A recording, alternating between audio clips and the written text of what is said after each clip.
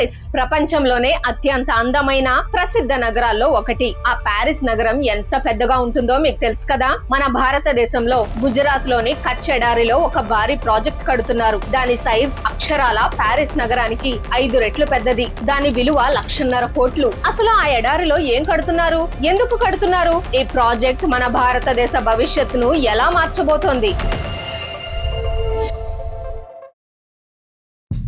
The value of energy and history. అసలు ఈ కథలోకి వెళ్లే ముందు మనం ఒక చిన్న ప్రశ్నకు సమాధానం తెలుసుకోవాలి. ఒక మనిషికి లేదా ఒక దేశానికి అత్యంత విలువైనదేంటి? డబ్బా, డేటానా, లేక ఆరోగ్యమా?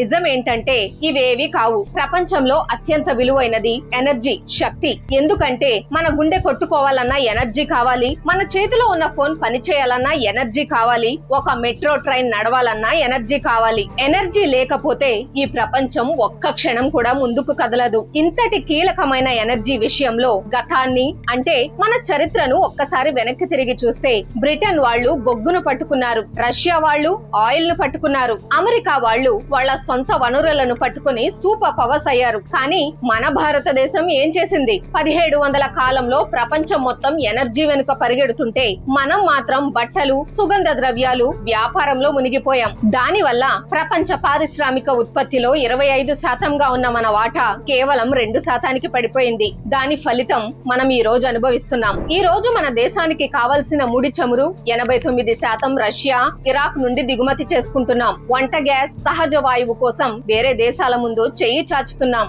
ఇలాంటి పరిస్థితుల్లో మనకు ఒకే ఒక్క పరిష్కారం ఉంది, అదే ఎలక్ట్రిసిటీ. రాబోయే రోజుల్లో ప్రతిదీ కరెంటుతోనే నడుస్తుంది. కరెంటు కార్లు, కరెంటు బస్సులు, కరెంటు ఇండస్ట్రీలు. కానీ ఆ కరెంటుని మనమే సొంతంగా పర్యావరణానికి హాని కలగకుండా ఎలా తయారు చేసుకోవాలి? మన అదృష్టం ఏంటంటే మన దేశం మీద సూర్యరశ్మి పుష్కలంగా పడుతుంది. ప్రపంచంలోని 90% దేశాల కంటే మనకే ఎండ ఎక్కువ.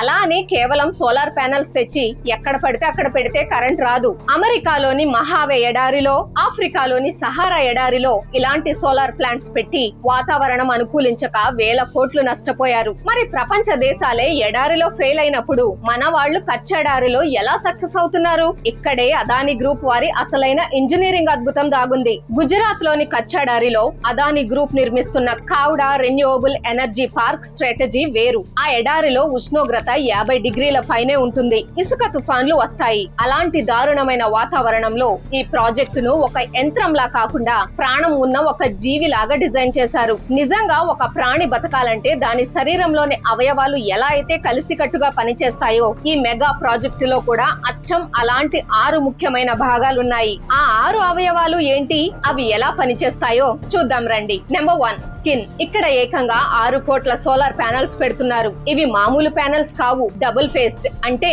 పైన పడే ఎండనే కాదు, కింద ఇసుక నుండి రిఫ్లెక్ట్ అయ్యే వేడిని కూడా ఇవి గ్రహిస్తాయి. పైగా సూర్యకాంతి ఎటు ఉంటే అటు పొద్దు తిరుగుడు పువ్వులా ఇవి వాటంతట అవే తిరుగుతాయి. Number 2, immune system. ఎడారిలో దుమ్ము వచ్చి ప్యానెల్స్ మీద పడితే కరెంట్ ఉత్పత్తి 30% పడిపోతుంది. వాటిని నీళ్లతో కడగాలంటే సంవత్సరానికి 1700 మిలియన్ లీటర్ల నీరు వేస్ట్ అవుతుంది. అందుకే నీటితో పని లేకుండా ప్యానెల్స్ ను క్లీన్ చేయడానికి AI తో పనిచేసే వాటర్లెస్ రోబోట్లను వాడుతున్నారు. ఆ రోబోట్లు కూడా సోలార్ ఎనర్జీతోనే ఛార్జ్ అవుతాయి. Number 3, bones. అక్కడి నేలంతా ఉప్పుమయం. ఇనుము పెడితే ఇట్టే తుప్పు పట్టిపోతుంది. అందుకే లోపల రాతి స్తంభాలను వాడి ఒక స్ట్రాంగ్ ఫౌండేషన్ వేశారు. Number 4, brain. ఈ మొత్తం పార్క్ ను కంట్రోల్ చేయడానికి మధ్యలో ఒక AI పవర్డ్ కంట్రోల్ రూమ్ ఉంది. రాబోయే 15 నిమిషాల్లో ఎండ ఎలా ఉండబోతోంది, గాలి ఎలా వీయబోతోంది అనేది అది ముందే పసిగట్టి సిస్టమ్ ను బ్యాలెన్స్ చేస్తుంది. Number 5, stomach. రాత్రి పూట ఎండ ఉండదు కదా, మరి కరెంట్ ఎలా? అందుకే పగలు వచ్చిన కరెంట్ ని స్టోర్ చేయడానికి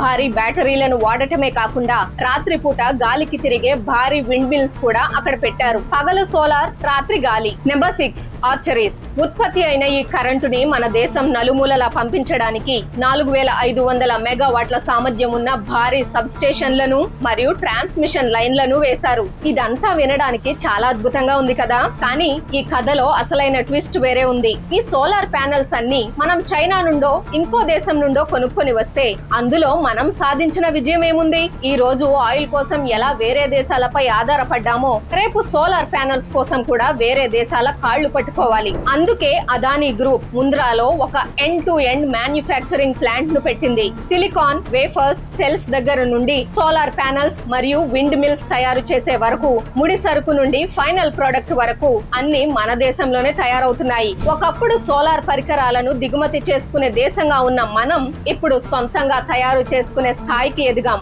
దీని అర్థం ఈ ఒక్క ప్రాజెక్ట్ తో మన దేశం ప్రపంచ పటంలో తనకంటూ ఒక కొత్త అధ్యాయాన్ని లిఖిస్తోందన్నమాట. కావడా ఎడారిలో జరుగుతున్న ఈ అద్భుతం కేవలం కొన్ని కోట్ల సోలార్ ప్యానెల్స్ బిగించడం కాదు. ఇది ఒక మనుగడ పోరాటం. ఒకప్పుడు ఎనర్జీ రేసులో వెనుకబడిపోయిన భారతదేశం ఇప్పుడు రాబోయే దశాబ్దాలకు సరిపడా క్లీన్ ఎనర్జీని సొంతంగా ఉత్పత్తి చేస్తూ ప్రపంచానికే సవాల్ విసురుతోంది. దీన్ని బట్టి మీకేమర్థమైంది? ఈ ఒక్క ప్రాజెక్ట్ మన ఎనర్జీ డిపెండెన్సీని ఎంతలా తగ్గిస్తోందో కదా. ఈ విషయంపై మీ అభిప్రాయాన్ని కింద కామెంట్స్ లో ఖచ్చితంగా పంచుకోండి. మన దేశం సాధిస్తున్న ఈ అద్భుతమైన ఇంజనీరింగ్ విజయం గురించి ప్రతి భారతీయుడికి తెలియాలి. అందుకే ఈ వీడియోను వెంటనే లైక్ చేసి అందరికీ షేర్ చేయండి. జై హింద్.